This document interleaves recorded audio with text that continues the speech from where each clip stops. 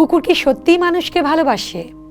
এমরি বিশ্ববিদ্যালয়ের neuroscientist Gregory Burns MRI প্রযুক্তির মাধ্যমে প্রমাণ করেছেন যে পরিচিত মানুষের গন্ধে কুকুরের মস্তিষ্কের কডেট নিউক্লিয়াস অংশটি উদ্দীপিত হয়। মস্তিষ্কের এই অংশটি ইতিবাচক প্রত্যাশা ও ভালোবাসার অনুভূতির সঙ্গে জড়িত।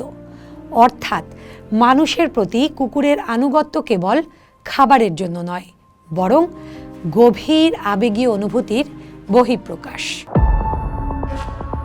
মানুষ ও কুকুরের হাজার বছরের বন্ধুত্ব, বিবর্তন, বিজ্ঞান ও ভালোবাসার রসায়ন, নেকড়ে বা উল্ফ থেকে আজকের গৃহপালিত কুকুরের বিবর্তন ইতিহাসের অন্যতম চমকপ্রদ অধ্যায়। যদিও নেকড়েকে হিংস্র শিকারী হিসেবেই দেখা হয়, তবুও বিজ্ঞানীদের মতে বর্তমানে সব ধরনের কুকুর মূলত নেকড়েরই বংশধর। তবে কুকুরের সরাসরি পূর্বপুরুষ নেকড়েরা আজ বিলুপ্ত, আর বন্য পরিবেশে টিকে থাকা গ্রে উলফ বা ধূসর নেকড়ে হল তাদের নিকটতম জীবিত আত্মীয়। কুকুরই সম্ভবত মানুষের পোষ মানানো প্রথম প্রাণী।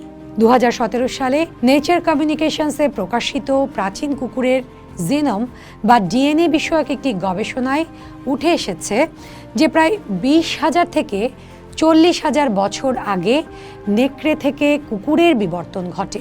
আগে ধারণা করা হতো ভৌগোলিকভাবে বিচ্ছিন্ন দুটি ভিন্ন নেকড়ের প্রজাতি থেকে কুকুরের উদ্ভব হয়েছে। তবে আধুনিক গবেষণা বলছে ইউরোপ বা সাইবেরিয়ার কোনো একটি নির্দিষ্ট অঞ্চলে এই বিবর্তনের সূচনা হয়েছিল। নেকড়ে কিভাবে মানুষের এত ঘনিষ্ঠ হলো তা নিয়ে দুটি প্রধান তত্ত্ব প্রচলিত। প্রথমত, আদিম মানুষ নেকড়ের শাবক ধরে এনে লালন পালন করত এবং অপেক্ষাকৃত শান্ত স্বভাবের নেকড়েদের প্রজনন করাতো। দ্বিতীয় এবং অধিক গ্রহণযোগ্য তত্ত্বটি হল সেলফ ডোমেস্টিকেশন বা স্বগৃহপালিতকরণ। অক্সফোর্ড বিশ্ববিদ্যালয়ের জিনতত্ত্ববিদ গ্রেগর লারসনের মতে এটি মানুষের কোনো সুপরিকল্পিত প্রজেক্ট ছিল না, বরং সাহসী কিন্তু কম হিংস্র নেকড়েরা খাবারের লোভে মানুষের বসতির আশেপাশে আসত।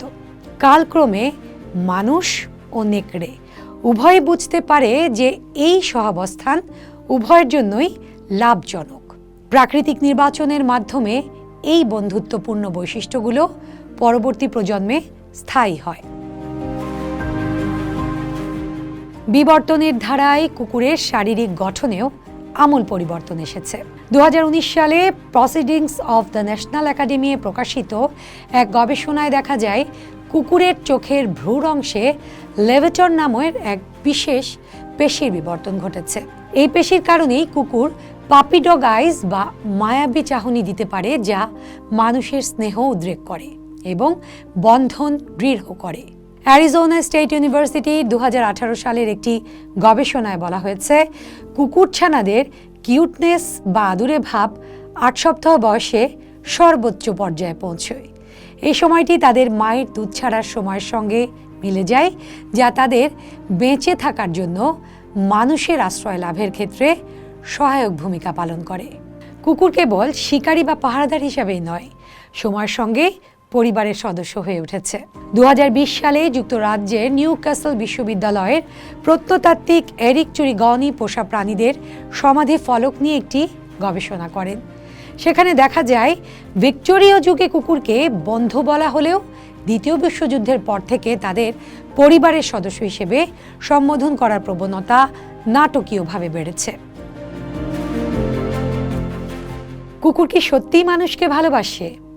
এমরি বিশ্ববিদ্যালয়ের নিউরোসায়েন্টিস্ট গ্রেগরি বার্নস এমআরআই প্রযুক্তির মাধ্যমে প্রমাণ করেছেন যে পরিচিত মানুষের গন্ধে কুকুরের মস্তিষ্কের কডেট নিউক্লিয়াস অংশটি উদ্দীপিত হয়।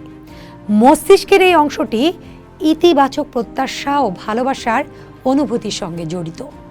অর্থাৎ মানুষের প্রতি কুকুরের আনুগত্য কেবল খাবারের জন্য নয়, বরং গভীর আবেগীয় অনুভূতির বহিঃপ্রকাশ।